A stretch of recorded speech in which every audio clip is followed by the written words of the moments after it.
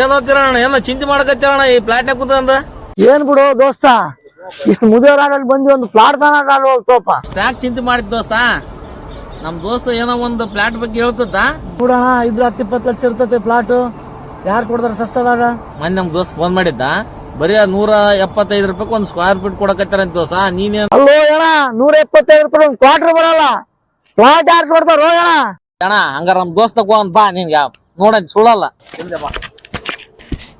ಏ ದೋಸ್ತ, ಹೇಳು ದೋಸ್ತ. ಫೋನಿಗೆ ಏನೋ ಹೇಳ್ತಿದ್ದಲ್ಲ 175 ರೂಪಾಯಿ ಸ್ಕ್ವೇರ್ ಫೀಟ್ ಅಂತ. ನಮ್ಮ ಅಣ್ಣ ಹೇಳ ನಂಬೋಲ್ಲ.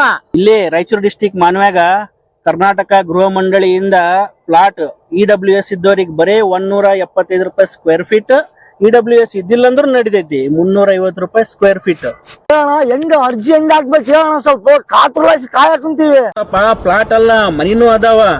ದೀಪು TR ಚಾನಲ್ ಲಿಂಕ್ ನಾವು ಅಲ್ಲಿ ಕಮೆಂಟ್ ಹಾಕೋಬೇಕು. ಏನಂತ ಮಾಹಿತಿ ಐತಿ, ನೀವು ನೋಡ್ಕೋಬಹುದು. ಅಲ್ಲಣ್ಣ, ಬರೀ ಅರ್ಜಿ ಇಡೀ ರಾಜ್ಯ ನಮ್ಗೆ ಬರೀ ಮಾನವಿದಾರ್ಗಣ. ಮಾನವಿಗಿನ್ವಿ ಅಂತೇನಿಲ್ಲ, ಇಡೀ ರಾಜ್ಯದ ಜನತೆ ಎಲ್ಲಾರು ಹಾಕೋಬಹುದು. 10 ವರ್ಷದಿಂದ ಇಲ್ಲಿ ಕರ್ನಾಟಕದಾಗ ಇದ್ರೆ ನೀವು ಹಾಕೋಬಹುದು. ಹೋಗ್ರಿ, ಅರ್ಜಿ ಹಾಕಿ ಹೋಗ್ರಿ. ಬಾರ ಇಂತ ಚಾನ್ಸ್ ಯಾರಿಗೆ ಸಿಗ್ತಾ?